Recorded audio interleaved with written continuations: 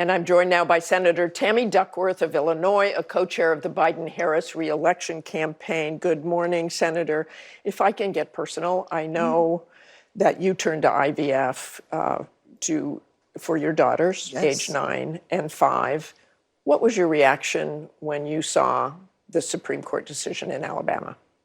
Not at all surprised, unfortunately. I've been talking about this 2018 when it was very clear that Republicans were working to eliminate women's reproductive rights. I said, if Neil Gorsuch gets put on the Supreme Court, if Amy Coney Barrett gets put on the Supreme Court, we're going to have an erosion of Roe v. Wade. And even back in 2018, I said, IVF is next. They've said they're coming for IVF. So unfortunately, I wasn't surprised. I'm devastated for all those families that are trying to start families, but I was not at all surprised. And just to be clear, the decision does not outlaw IVF, but obviously makes it more complicated. Can you freeze those embryos? What do you do with embryos that are not used, right?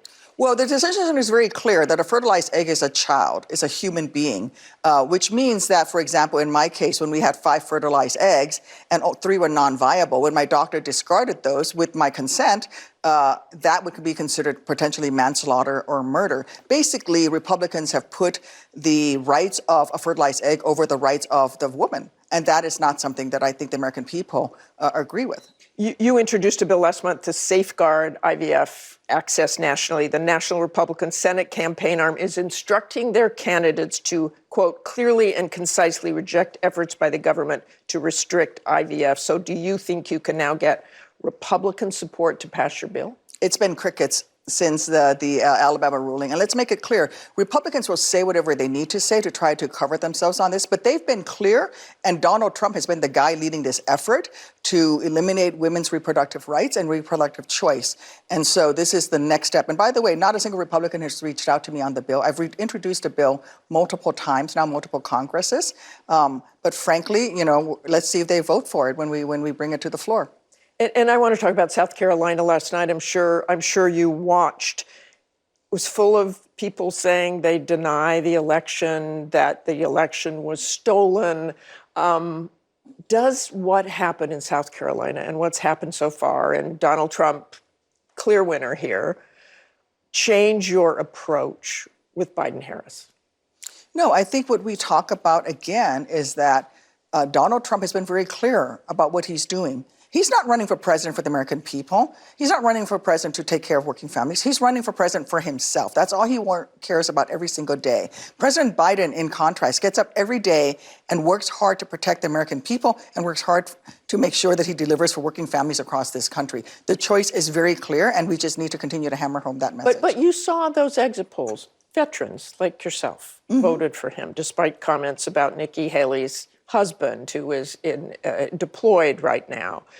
Again, the election deniers, black voters, young voters. Nothing gives you pause after watching what Donald Trump is. Oh, no, it certainly does, but it has all along. I think it's very Donald Trump. This is what he has been doing. He's shown us over time who he is, and he's a guy who cares about no one but himself. You know, I have often thought, when I go in to work with my colleagues, and I assume that they love America as much as I love America, that we just look at the problem from different perspectives, but we can come to a compromise. Donald Trump cares about one thing, Donald Trump. That is in contrast to Joe Biden, who cares deeply about America, who gets up every day and does everything that he can to serve this country, and we have to hammer that home. And again, we bring up these things, you know, for young people, for young families, we talk about IVF, we talk about reproductive choice, we talk about the fact that Donald Trump is the guy who took away women's right to make their own decisions about their families. How big of a factor do you think that will be? We saw what happened in the midterms.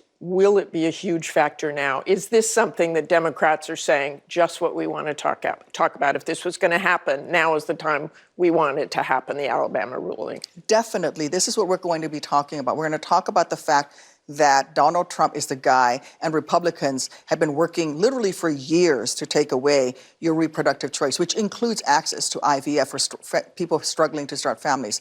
But also remember that we also came to a compromise on border security. There's a crisis at the border. And yet when we had a compromise, when we gave Republicans what they wanted, it was Donald Trump who killed the compromise, who stuck a knife in James Langsford's back and said, you know what, I I don't want to compromise at the border because that's not what I care about. I care about Donald Trump. Let me ask you about the border. The Biden administration is considering using executive action to make it harder for migrants to claim asylum. Would you support that? I would support that because we do have a crisis at the border. But I also think that Something Donald Trump tried.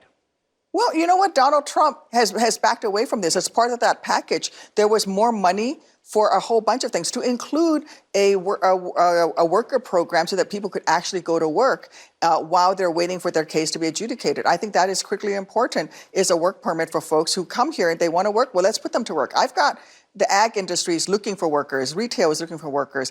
While they're waiting for their, allow them to work. So there, in that compromise, it's exactly that. There was stuff that fixed the border problems, but also allowed us to be humane about how we take care of the migrants who are here. Okay, thanks very much for joining us this morning, you. Senator. Much appreciated.